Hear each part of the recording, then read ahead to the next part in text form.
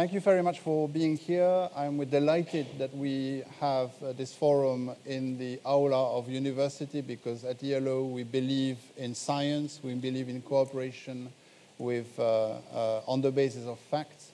So I would like to thank the university and in particular the Dean, who is welcoming us, for his hospitality, and I would like you to pass on the word to you. Mr. Soukup, Dean of the University. Takže na potřetí, milé dámy, vážení pánové. So, ladies and gentlemen, let me most cordially welcome you in our campus in Prague, Suchdol. It's a great honor for our university and for myself personally to be able to open this conference. Of course, I know your organization. It is nothing new to me. I know that you will celebrate your 15th anniversary next year. And I also had a chance to take part in one of your events in 2011 or 2012, 10 years ago, in Chlumec nad Cidlinou. And I'm happy that you decided to choose Prague for this conference. Prague is a beautiful city and this green campus, which is connected to what our 6 faculties do. And for our foreign guests that do not know this environment, they were telling me that they like it here very much. So I just thought I would give you a bit more info on where you are and what we do. So this is the outskirts of Prague, Prague Suchdol, where we have the campus of the Czech University of Life Sciences. And we have 6 faculties cooperating here.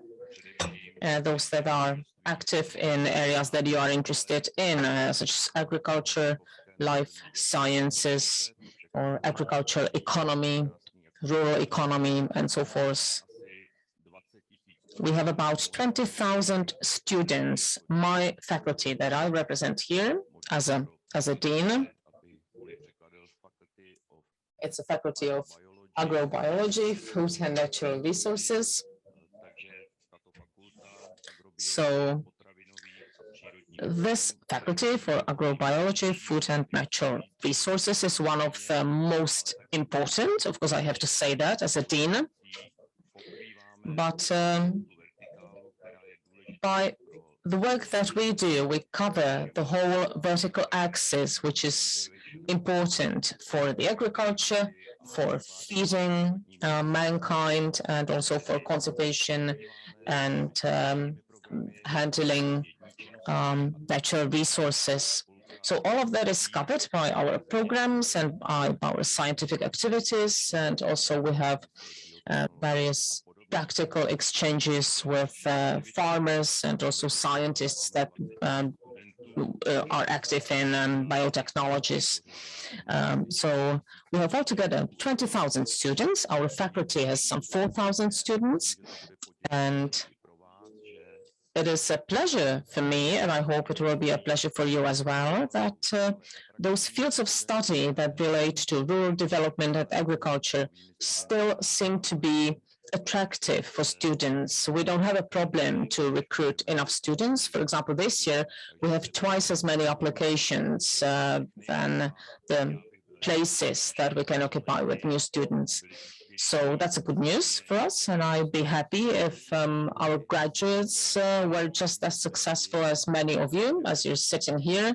Many of you are our ex-students, and you're important representatives in the European Commission, but you're also successful farmers, successful managers at farms, or successful businessmen. So that was a very quick introduction of our faculty. I looked at your agenda of today. It's a very busy agenda. It will be very interesting, and I would love to stay with you. Unfortunately, I cannot be here the whole morning. I have to go to the scientific board meeting, but I will try to come back after that meeting, and I hope I will have a chance to listen to at least some of the speeches. So good luck with your conference. I hope to see you again, and I'd like to offer cooperation between your organization and our faculty, because as I've said, we do many activities that are close to what you do, and we can provide expertise in education, in research, but also in interpretation of various scientific facts for decision makers so that they can use it in their work. So thank you and good luck.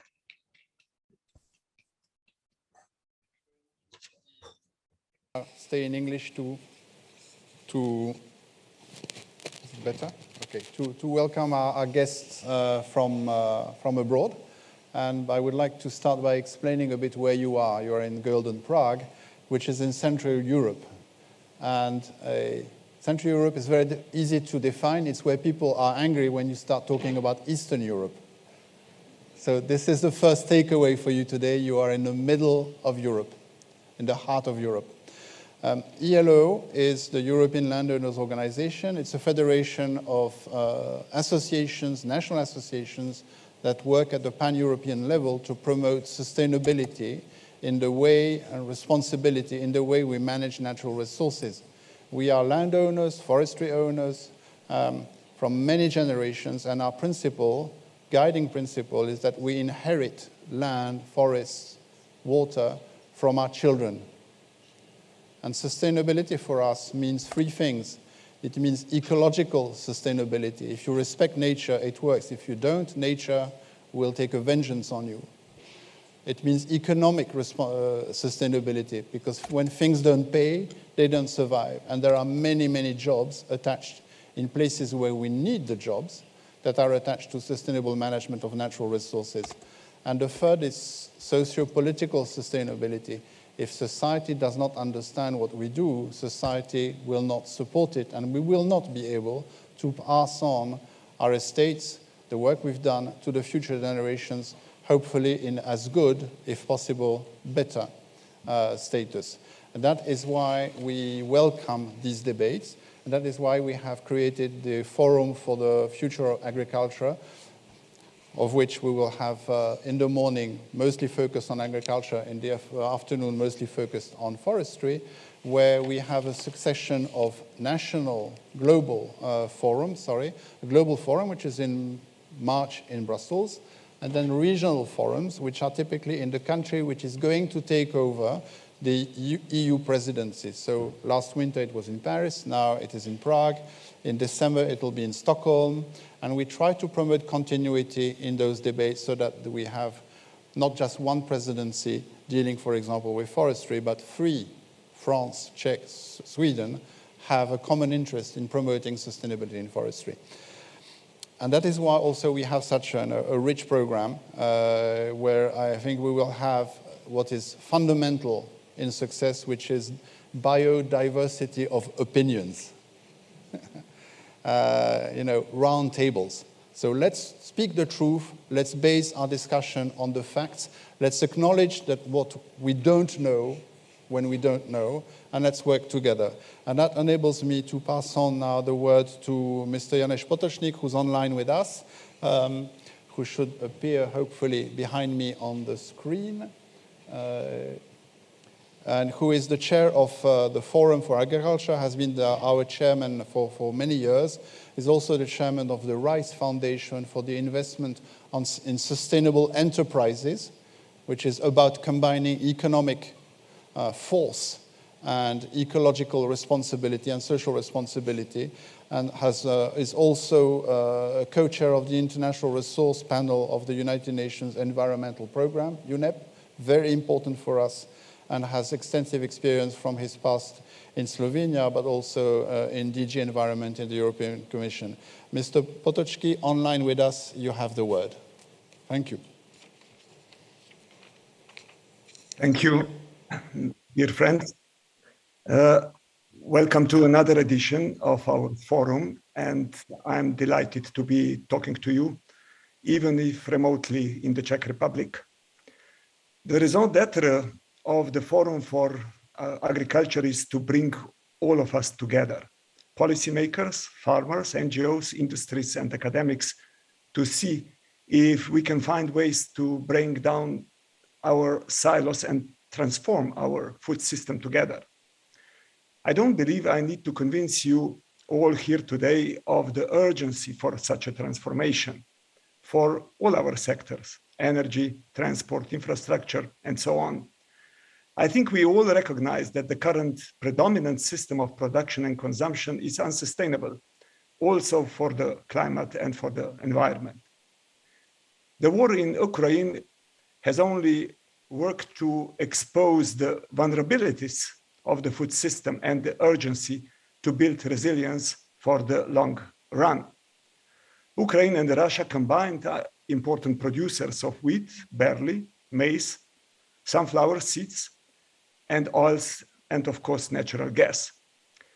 Export bans and the effect of conflict on trade routes and ability to plant and process crops has led to a worldwide fear of a global food and energy crisis. This combined with increasing transport costs may prevent countries that were reliant on the imports from Ukraine, such as Tunisia, Turkey, and Egypt, and low-income countries with high import dependency ratios across Africa and Asia, from procuring sufficient food supplies. This is an enormous concern, and inevitably, perhaps, as there was at the start of the COVID crisis, there are crises from some corners to ramp up production in Europe, to plug up areas designated for nature, to grow and replace the shortfall in livestock feed from Ukraine, and to support fertilizers producers to sustain production. Whilst action clearly needs to be taken to allay shortages of food and potential terrible hunger down the line, we need to think very carefully about what action to take, because how we react to this crisis today will determine how we fare during the next. The Ukraine war, it's not a climate-related emergency, but if we don't meet the 1.5 degrees climate target, nor hold biodiversity loss, be in no doubt that global crisis will keep on coming, and our systems will be less able to buffer the shocks. Solving the current conflict-related crisis should not and cannot compromise our ability to tackle the triple planetary crisis of climate emergency, biodiversity loss, and pollution. Now, it's not the time to call off the Green Deal, an ambitious and necessary policy framework, or question the good intentions and the vision included in the Farm to Fork document.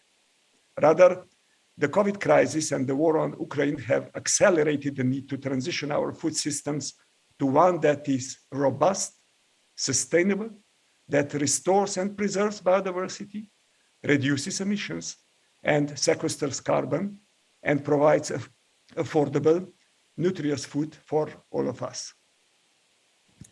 Let me reiterate some of the messages I have already shared during the main Brussels Forum event. Long-term food security, it's not about plugging up nature areas to grow more food for livestock.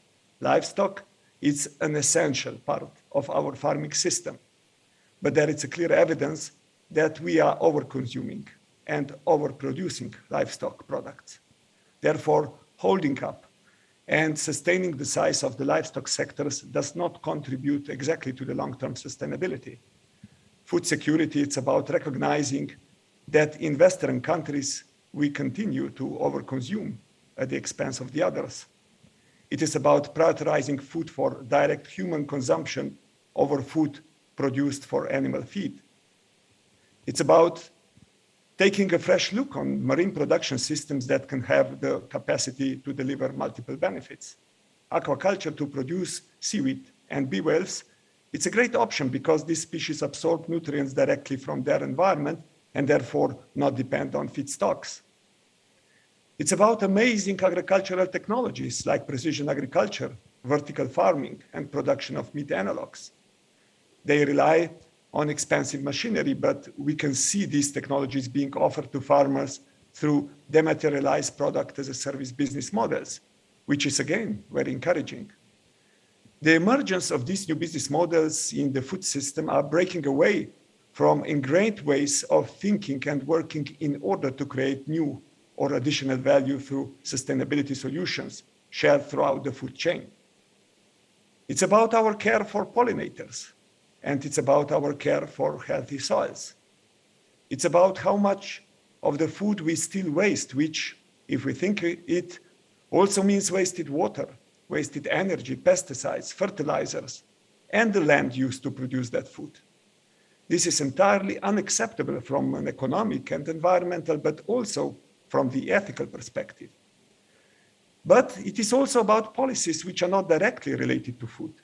It is, for example, about how much of the biofuels produced from the food crops we use to fuel cars instead of feeding people. It is about how much of the fertile land we use for various expanding infrastructure projects.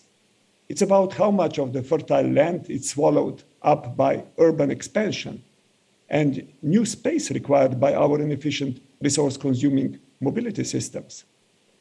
It is about ensuring our forests are protected and planted to withstand the climate change of the future, and working together to link in sustainable biomass production into our value chains while simultaneously supporting carbon sequestration and biodiversity.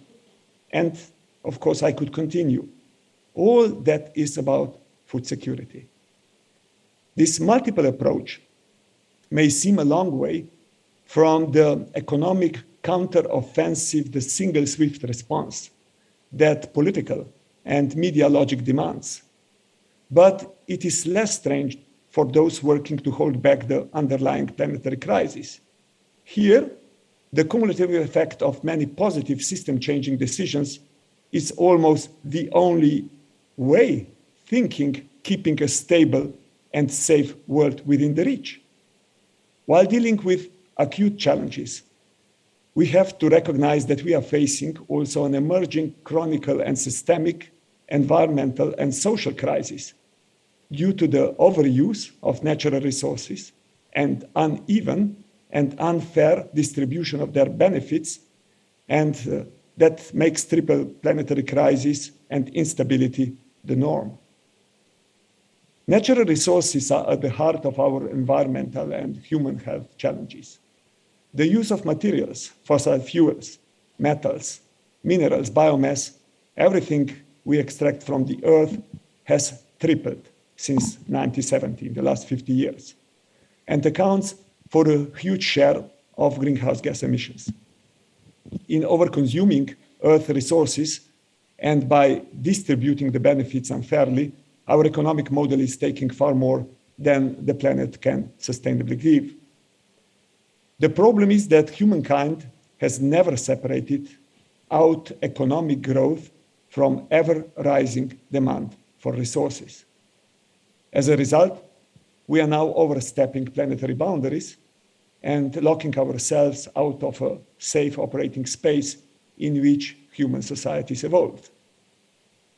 We must instead link resource use to fundamental human needs and optimize the systems that deliver them. We do not need a car, we need mobility. We do not need a chair, we need to sit comfortably. We do not need a fridge, we need a fresh, healthy food. Much extracted material goes into underutilized cars, inefficiently built cities, and poorly maintained machinery. If we look at our production and consumption through the lens of natural resource use, we can start to look at the transformation of the whole system, not just of a specific sector. We need to simply reject the assumption that these systems need to be resource intensive. As a university student, I was taught that economic theory is based on the rational behavior of consumers and producers. That the more we produce at the lowest possible price, the higher the capital returns and GDP growth. But what if the whole economic system was at fault? Undervalued human capital, and in many cases, not valued natural capital by our markets, are leading to systemic social and environmental imbalances. Imagine that, for example, large food shopping center customer would enter the center and not pay, or at least not pay the full price for the things he or she would be taking home. The food shopping center would soon get bankrupt. The same is happening to our nature. Nature, it's a large ecosystem getting bankrupt due to our behavior. Our short-term rational behavior, it's leading to a long-term irrational, charming mass suicide, as Arto Pasilina titled one of his famous novels. Our international efforts to fight the climate crisis remain focused and driven by the supply side. The recent IPCC report warns, will fail to limit warming to 1.5 degrees Celsius. But authors said that demand-side mitigation could reduce global GHG in some sectors up to 70% by 2050. More fundamentally, demand-side measures get us closer to the human questions of responsibility and equity. High-income regions, including Europe, must take the lead. Resource efficiency should thus be complemented with sufficiency-based policies. Until then, ambitious policies such as the European Green Deal and UNFCCC targets face an uphill battle to implement incentives and regulations to change our production and consumption patterns. Sending policy signals one way and market signals the other is creating confusion, not to mention intense lobbying of the companies that fear the loss of profitable markets. It is thus time to stop signaling to producers that destroying natural capital is free of charge. Time to stop contradictory messages to consumers who still routinely pay more for food with a low environmental impact instead of the reverse. I started today saying that the challenges we face for our climate, our biodiversity, and health no longer need to be laid out. The science is overwhelmingly pointing us in the direction for change. Many of us have sat at the ForumforAg and other conferences and heard the now often repeated phrase that there is no time to lose, that we need to change. This message is given with good intention, but if those intentions are not followed through, they only work to make us feel better in the moment and serve to lose us time, another time in the long run. I applaud the phenomenal amount of work that is being directed towards innovation to reduce the impact of our current system. But without full-scale system change, these innovations will not even touch the sides of what is needed to meet our climate and biodiversity concerns. Our young and future generations who face an existence tackling the devastating effects of our lack of action will thus judge us poorly. The current economic system and the system of agriculture has bought food security for millions, healthcare advances beyond what could have been imagined, allowed the creation of social security systems in many of our countries, which we are, of course, grateful for. But it has now run its course and it no longer serves us well. It has left us with a climate emergency, the devastation of natural resources, a declining quality of life and ever-growing inequality. And so there is a little logic in clinging to a broken system. Like it or not, responsibility falls to us here today, listening at home, working in companies, doing the weekly shop, sowing the seeds in the fields this spring. The burden has fallen upon our shareholders to transition how we produce and how we consume to save the world for those to come. And I don't deny this will be difficult. Tough choices will have to be made, money reinvested, sectors restructured, policies updated. But it is also an enormous opportunity to create an economic system and a food system that serves us, that works to improve our quality of life, provide equity, and prepare us for the future. Dear friends, to conclude, making our fragile economies and societies more sustainable and resilient is our best defense against any future crisis. In the longer term, food and energy security are not about opening a new economic front. They are first of all about reassessing our values, rethinking our economies, and reducing our consumption. Standards and behavioral patterns linked to the current economic model were set by high-income countries.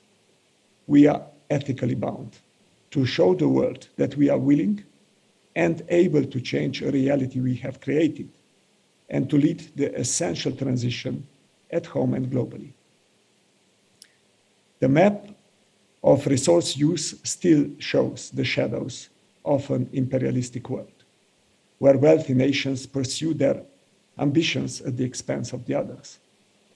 A more stable and sustainably prosperous future will mean shifting to an era of responsible resource use, whereas benefits are more fairly shared, mitigating resource fragility and strengthening our preparedness and resilience. The more we avoid these strategic, sometimes difficult questions, the more likely is that we will soon face them again. For the future we want, we need a system-based approach, minimizing trade-offs and future lock-ins, and maximizing co-benefits and synergies of all our efforts. Focusing only on cleaning the current production systems will unfortunately not be enough. We must enter the untapped territories of the needed deep system transformation. If you want to avoid extinction of elephants in the nature, we need to extinct elephants in the rooms. According to the Dasgupta review, our unsustainable engagement with nature can be traced to institutional failure and the failure of contemporary economics to acknowledge that we humans are embedded with nature and not external to it.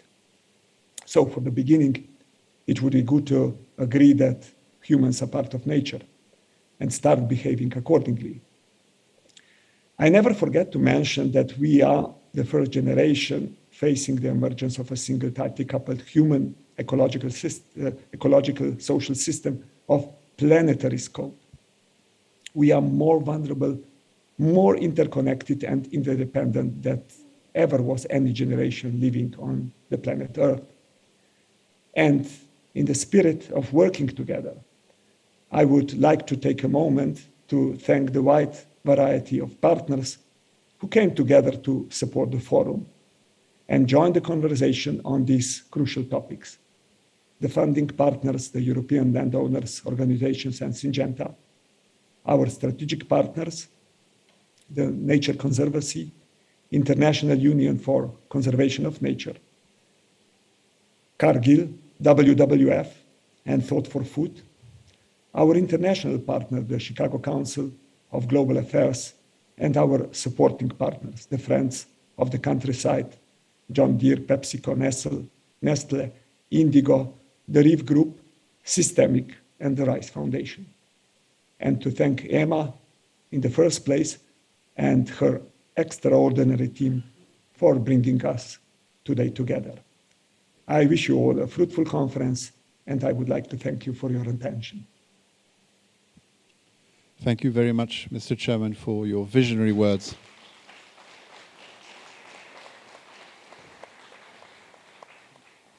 We have heard your call of arms. We know that we need warm hearts, cool heads, and clever hands. But for that, we need, as you mentioned, a system. And I would also like to thank the partners for the regional event. Mr. Potoczki mentioned the global partners. Each regional event has a specific set of partners, not only the local associations representing Czech Republic, but also Tetra Pak, without which this event would not be possible. and who has also answered the call of hearts to support this event. Without further ado, because to implement the vision that the chairman has set up for us, we actually need to get to work. I would like to move to the second block of our discussion, which is about biodiversity. We, of course, at ELO are extremely concerned and working hard on addressing climate change. But we sense, and we are, for example, part of the COP meetings on climate change, but we sense that we are able to address climate change. If we want it, we can do it. Biodiversity challenges are much more difficult, and they are not as well relayed in the media and in the public debate. And that is why I am very pleased to welcome my friend Ladislav Miko, who was we had tough discussions when we first met, when we turned, if I can say so, basically what was parallel monologues into a real dialogue to implement Natura 2000 directive into Czech laws. We ended up working at a round table. We ended up implementing Natura 2000 in the Czech Republic, I think, reasonably successfully. Then you moved on to the Commission. You have also been Minister of Environment here for some time. You are now still back at the European Commission, but you are now here as one of the closest advisors to the current Minister of Environment, and he will address for us the question of biodiversity framework while maintaining agricultural production, which is exactly what I said, the 3 pillars of sustainability. Láďa, the floor is yours. Já bych měl být slyšet teďka. Is the connection okay? You can hear me? No. So now. No? Okay. So the question is if I should speak English or Czech. I was prepared to speak Czech. If you speak French, you're back to lingua franca. That would be most difficult, and I would not say what I want to say precisely enough. So, tak já teda budu mluvit česky. So I will speak Czech because we are on the Czech territory, and I hope all our colleagues from abroad have the interpreting facility. So I will use this opportunity, having spent 15 years speaking in other languages elsewhere, to talk in my mother tongue. First of all, thanks to the FFA for inviting me. And I'd like to say that there are very few visionary conferences of this sort that have put together all the stakeholders in this particular field. And I think it was a great idea to emphasize the regional aspect of this international conference. I think that really is marvelous. I have 7 minutes to speak, and it would take 7 days, not 7 minutes, to speak about what we need to do in terms of biodiversity to maintain our agricultural production and do all the rest. I want to wave a hand, give a shout out to Janusz Potocznik, who's actually covered it all. I just want to chip in with my bit as a person who's been involved with the scientific side of things, of biodiversity. And I hope I will contribute, and other people will contribute to this panel in terms of what are the tools that we are trying to develop in Europe and elsewhere. What we are facing now, and what I consider important to mention, is that we can't afford going on with business as usual type of approach any single day.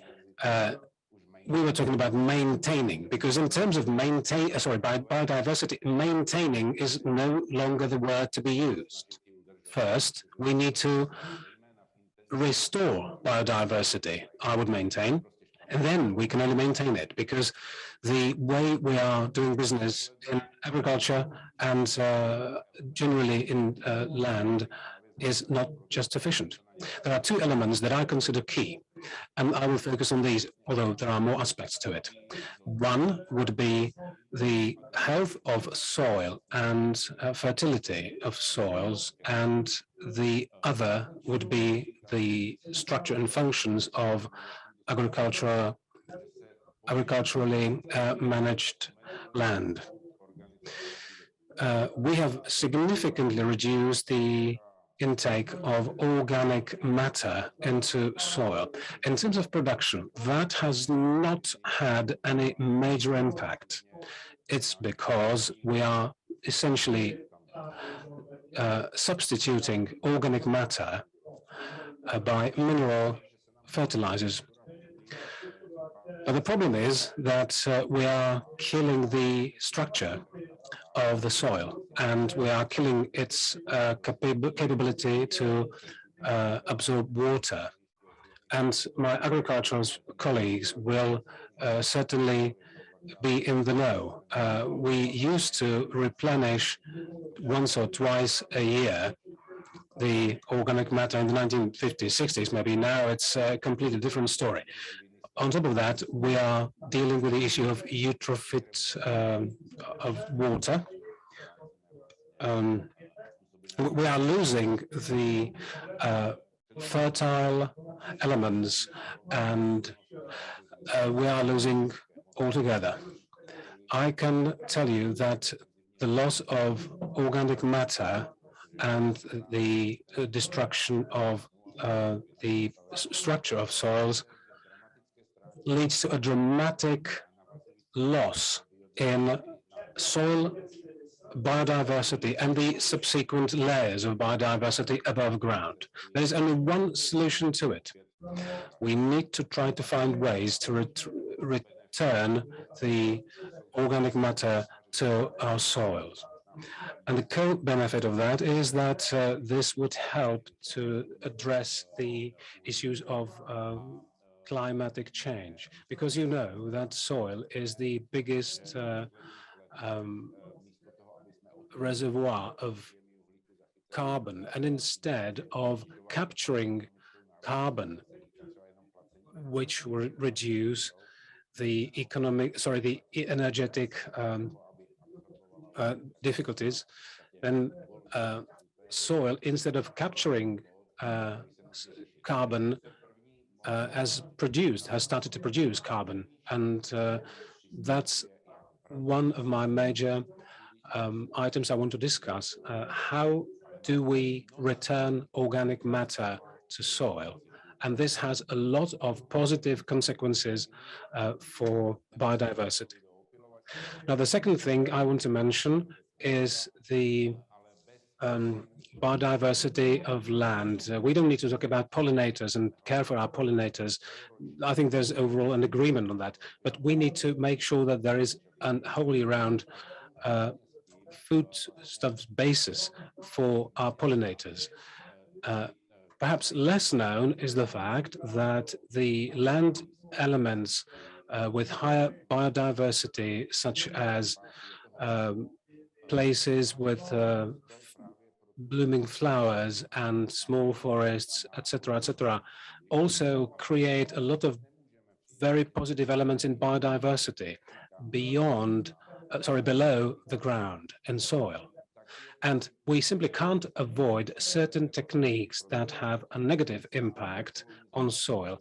And that's why it's so important to allow the process of recolonization of these biodiversity important elements. And I can guarantee that if the current minor biodiversity elements doesn't have a chance to restore the biodiversity for the whole land that we manage. And back to sustainable agricultural production. Good soil structure cannot be produced artificially. It's one of the few commodities that we simply can't replicate. We can almost, as humans, almost build an artificial human being, but we can't replicate the soil structure. And that obviously is dependent on the sources of energy, which is organic matter. And if all the organic matter is taken away from the field, then we are creating a huge deficit that really is a threat to biodiversity. The last thing I want to mention is that not only do we have to improve things in the field, but we also have to react to the developments that have already happened. And a lot of protective measures need to be put in place, such as the active care for pollinators, active support of pollinators, change of agricultural methods in order to increase the diversity of the various crops, and also the size of the mosaic that we put in place in terms of changing crops and changing land use types. And we are looking forward to this and trying to look for the model, but there's no time to be lost. And these are the three main things that I wanted to highlight, and I'm ready to take your questions if you have any. That's great. Please do stay here because we want to have a debate later on.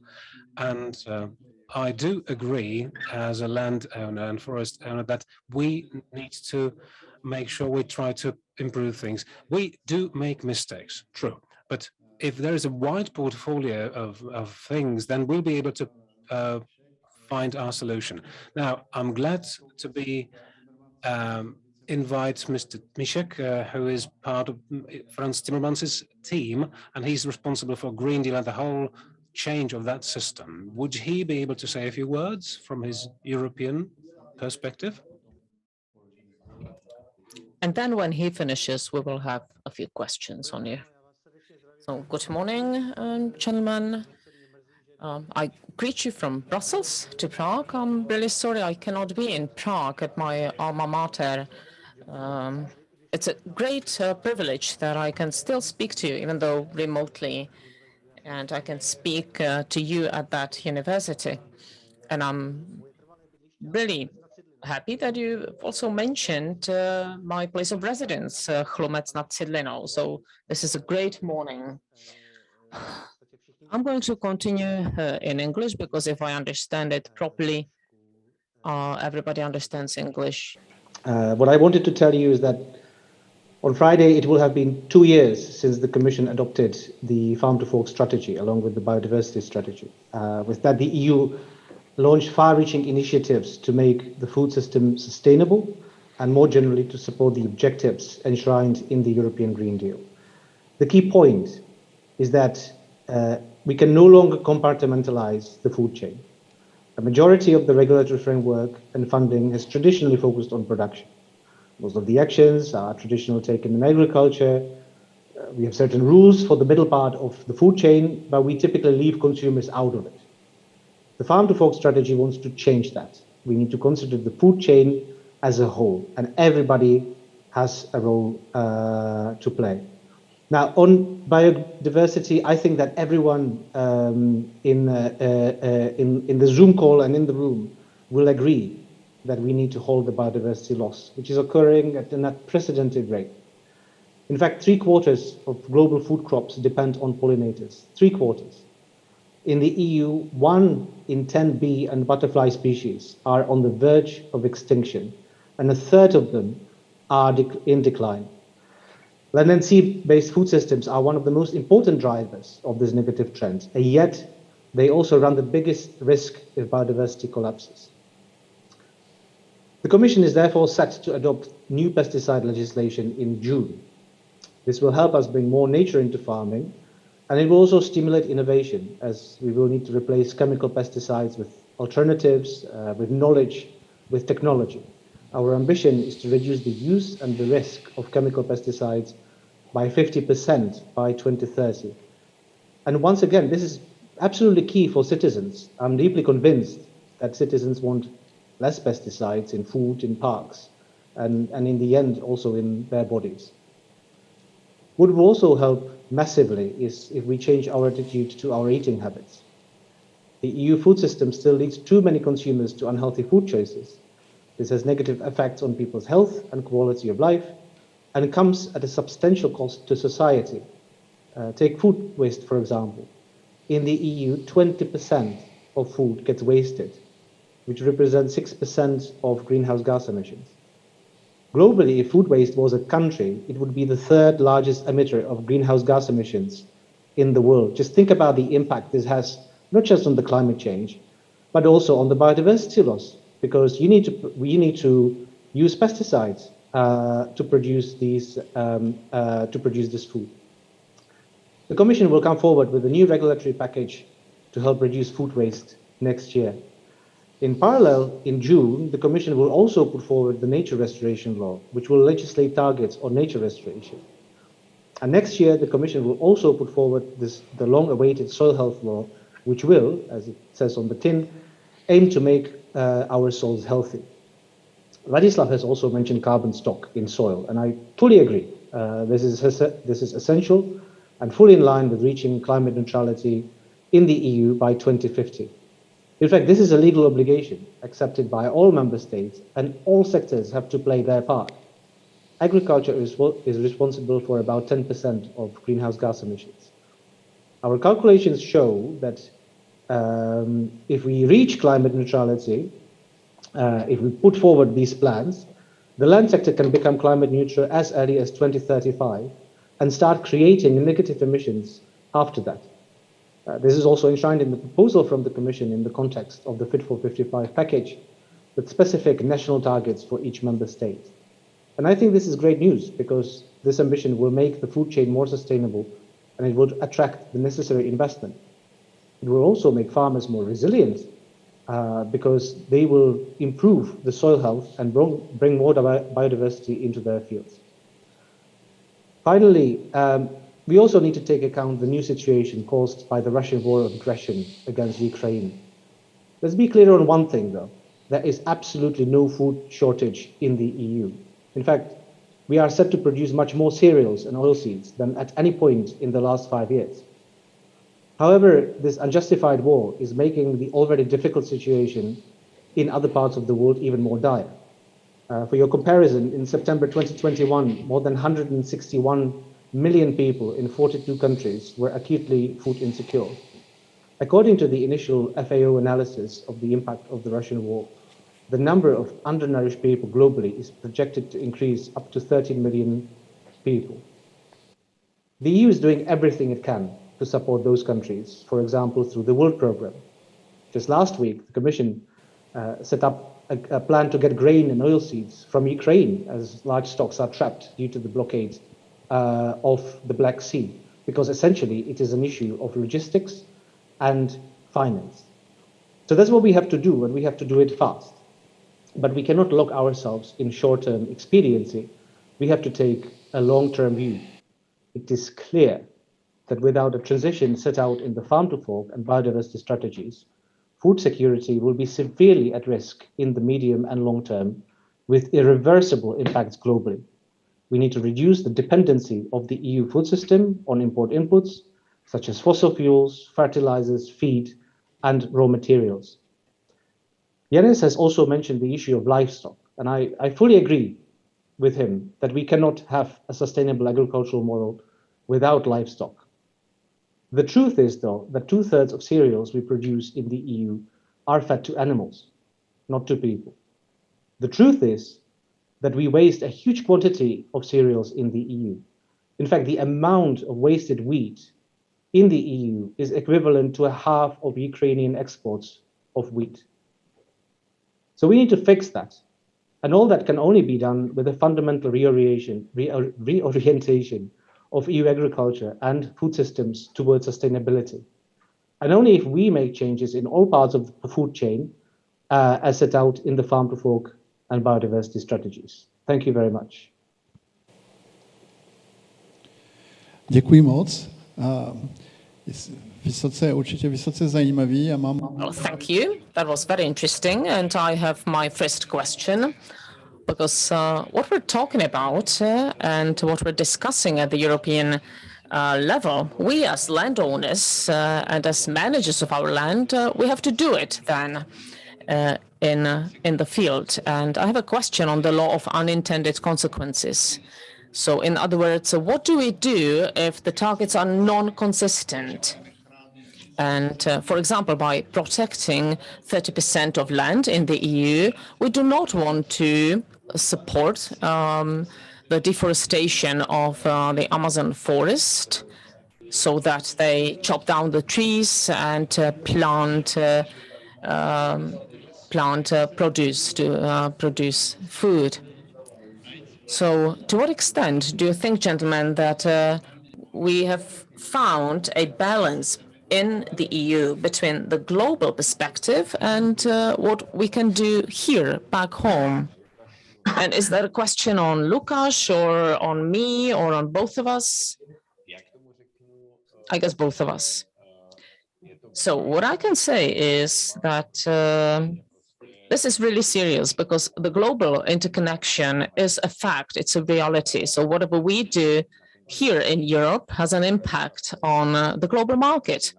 And when we speak about, especially when we speak about food and foodstuffs, but what we heard from Lukáš is that we can prevent the unintended consequences if we reduce the non-efficiencies in our own system. Inefficiencies, by that I mean wasting food, but also certain marketing pressure to increase consumption, for example, the consumption of meat. I am a great supporter of not following the route of vegetarian and vegan production and consumption. So we cannot do without livestock, but it is about finding the right balance. It's about the right share and also how we look after our livestock. So decreasing the non-efficiency of the current system and bringing it as close as possible to the normal functioning of a natural ecosystem. If we manage that, then we will decrease the unintended consequences abroad of our own actions, because we can decrease the volume of feedstuffs that we have to import to feed our livestock. We can also decrease our production if we do not waste 30 to 40% of our food. But that has consequences that go not only to the primary sector, not only the agricultural sector. So it's about packaging, about the shelf life, and thousands of other things that need to really tie in together. So I think this is the right way to think about all the aspects. Lukáš, would you like to add something? I'm sorry, we can't hear you. Double unmute. Here I am. I'll be very, very short. 3 points. First point, we cannot do this transition if we don't take the rest of the world with us on this. That much is clear. So in order to do that, what we need to do is to integrate the sustainability dimension into trade agreements, and this is what is happening. And I think this may be a little bit provocative, and I will just leave you with that thought. You see what is happening with the Mercosur agreement. It is not. Citizens are not. They don't have an economic interest in this. They have an environmental and climate interest in this. And I will just park it there. Second point that I wanted to make is that the Commission put forward a proposal on against deforestation. Because again, we cannot make the rest of the world responsible for what we do here in the European Union. We have to take the world with us. And then the third point I wanted to make is that we also, and that's what also set out in the Farm to Fork strategy, we need to stop the practice that we ban certain substances in the EU because they are terrible for biodiversity, but we still produce them, export them to other parts of the world, and then import food which has been treated with those substances. That just does not make that's just not right. So that's what we set to do in the Farm to Fork strategy. Tím pádem mám druhou otázku, možná ještě horší. Okay, let me then ask another question, perhaps even more difficult. What's the difference between the price gap, the gap between the value and the price? Lada is probably closer to this in terms of his expertise. If we want to support biodiversity, it's very easy to support things like, the protection of the white bear. But how do we actually support the 600 different animals that live in soil, so that we can support sustainable soil management? How do we go about that so that we really make sure that biodiversity is taken care of? A second example. Many people who work with biodiversity in agriculture say, okay, moving from 8% to 25% in the EU during a short period of time is nice, but we need the resources. Otherwise, we will not be able to do it. Just a figure made up like this. That's, like from thin air.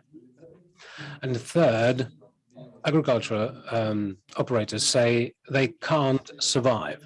There's such a big pressure on price of agricultural products that they simply can't make ends meet. They can't survive.